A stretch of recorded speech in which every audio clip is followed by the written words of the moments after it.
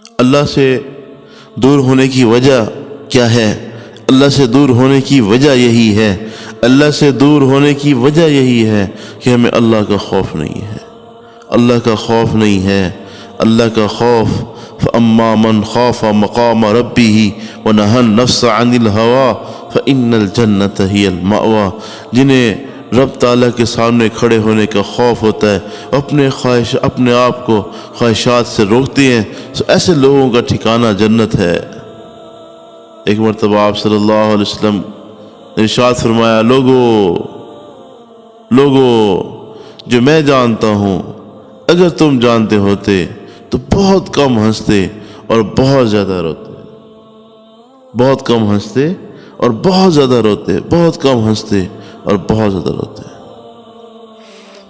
اللہ کا خوف ہر قسم کے برے اخلاق کو روکنے، ہر شر و فساد، بری عادت سے باز رکھنے کا ذریعہ ہے۔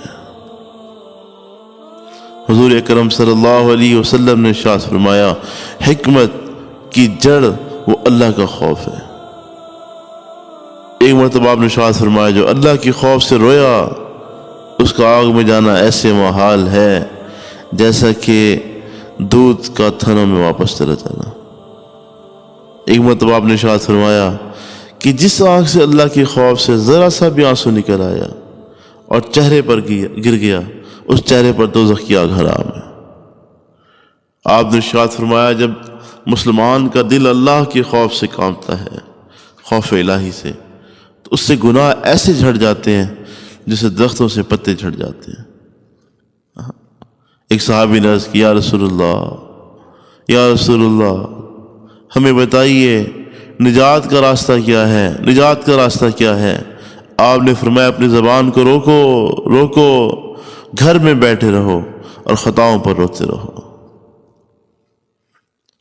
جلووں کی ہوس نے انسان کو تباہ کر دیا، زبان کو روکو۔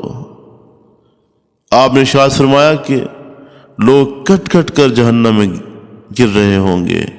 صحابہ نے عرض کیا، یا رسول اللہ بتائیے کیوں؟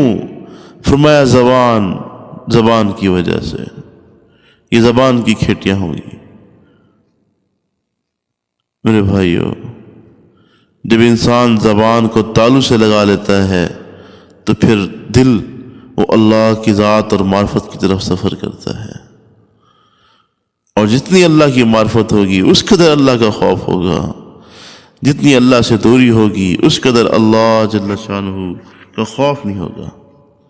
اما عائشہ فرماتی ہیں، ایک بار حضور اکرم صلی اللہ علیہ وسلم سے عرض کیا کہ آپ کی امت میں کوئی ایسا بھی ہوگا جو بلا حساب کتاب کی جنت میں داخل ہو جائے؟ آپ نے فرمایا، ہاں، جو اپنے گناہوں کو یاد کر کے روتا ہوگا۔ حضور اکرم صلی اللہ علیہ وسلم نے ارشاد فرمایا، اللہ کو دو قطروں سے زیادہ کوئی قطرہ پسند نہیں ہے، ایک وہ آنسو کا قطرہ جو خوف خدا سے گرا ہو، ایک وہ خون کا قطرہ جو راہ خدا میں گرا ہو۔ بخاری شریف میں روایت ہے، مشہور روایت ہے کہ 7 آدمی قیامت میں خاص خداوند کے سایہ عطفت میں ہوں گے۔ اس دن کوئی سایہ نہیں ہوگا سوائے رحمان کے سائے کے سوا۔ ان میں سے ایک وہ بھی ہوگا جس نے تنہائی میں اللہ کو یاد کیا ہوگا اور پھر آنسو بہنے لگے ہوں گے۔ حضور صلی اللہ علیہ وسلم کا کیا حال ہوتا تھا؟ چہرے مبارک بارش اور ابر کے وقت اور آندھی کے وقت آپ پہ ایسا اثر طاری ہوتا گویا کہ آپ کے جسم میں خون نہیں رہا۔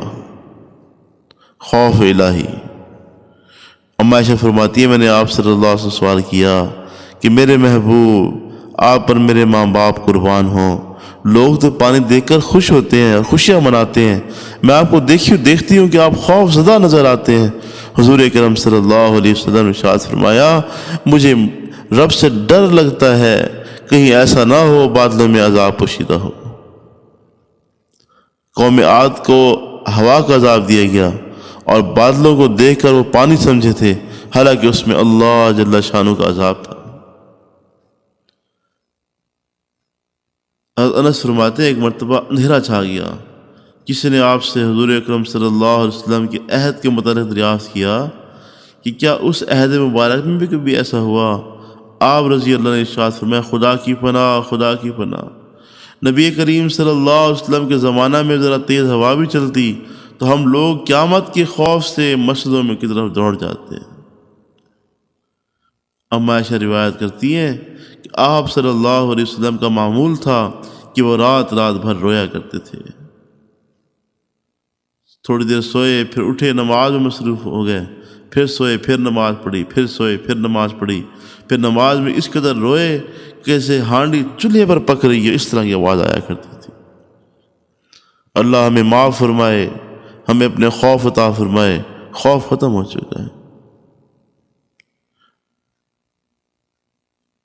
حضرت ابوبکر صدیق رضی اللہ تعالیٰ عنہ، جن کے متعلق آپ نے ارشاد فرمایا کہ صدیق کو جنت کا ہر دروازہ آواز دے گا، ہر دروازہ آواز دے گا، اور فرمایا کہ جنتیوں کے سردار ہیں۔ فرما رہے تھے کہ میری امت میں سب سے پہلے جنت میں ابوبکر صدیق جائیں گے۔ آپ فرمایا کرتے تھے کاش میں کوئی درخت ہوتا جو کاٹ دیا جاتا، یہ گھاس ہوتا اور مجھے جانور کھا جاتے۔ کبھی کسی تنکے کو اٹھاتے عمر فاروق رضی اللہ تعالیٰ عنہ اور فرماتے کاش میں ایک تنکا ہوتا۔ جن کے متعلق فرمایا کہ اگر میرے بعد کوئی نبی ہوتے تو عمر ہوتے، اور فرمایا جنت میں عمر میرے رفیق ہوں گے، اور فرمایا اے اللہ عمر کی زبان پر حق جاری کر دے۔ وہ فرما رہے ہیں مجھے حساب کتاب کا اس قدر اندیشہ ہے، میں اس قدر خوف کھاتا ہوں قبر سے کہ کہیں کاش میری ماں نے مجھے جنا ہی نہ ہوتا۔ عثمان غنی کامل حیا والے تھے۔ فرمایا عثمان جنتی ہیں، فرمایا عثمان جنتی ہیں، عثمان فی الجنہ۔ ایک مرتبہ آپ نے ارشاد فرمایا عثمان جو کچھ بھی کرو خدا نے تمہارے اگلے پچھلے سب گناہ معاف کر دیے۔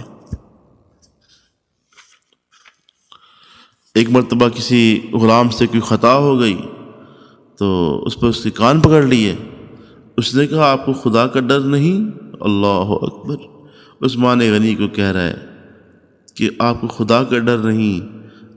آپ فرماتے آپ کی یہ کیفیت طاری ہو گئی کہ وہی کانپنے لگے، اور اس وقت تک چین نہ آیا جب تک غلام سے اپنے کان نہ پکڑوا لیے۔ رات بھر خوف خدا میں رویا کرتے تھے، اور رات رات بھر قرآن پاک کی تلاوت کیا کرتے تھے۔ میرے بھائیوں، ہم اللہ سے ڈرے۔ حضرت علی رضی اللہ تعالیٰ عنہ فرمایا میں علم کا شہر ہوں اور علی اس کا دروازہ ہے، جس کا میں دوست ہوں اس کے علی دوست ہیں۔ اے اللہ اس سے دوستی کر جو علی کو دوست رکھے، اس سے دشمنی رکھ جو علی سے دشمنی رکھے۔ فرمایا علی مجھ سے ہے، میں علی سے ہوں۔ آپ کا یہ عالم تھا کہ اذان کی آواز سنتے آپ کا چہرے کا رنگ زرد ہو جاتا تھا۔ کسی نے ارشاد کیا کہ حضور یہ کیا معاملہ ہے؟ فرمانے لگے ایک حقیر بندے کو خداوند عالم کے دربار میں حاضر ہونا ہے، اس کی یہ کیفیت نہ ہوگی تو کیا ہوگی؟ زاد المعاد میں لکھا ہے کہ رات بھر اللہ کے خوف سے رویا کرتے تھے اور داڑھی پکڑ پکڑ کے تڑپا کرتے تھے۔ کوفہ کی مسجد میں آوازیں ہوتی کہ سفر لمبا ہے، توشہ تھوڑا ہے، اور داڑھی سے آنسو تر بتر ہو جایا کرتے تھے۔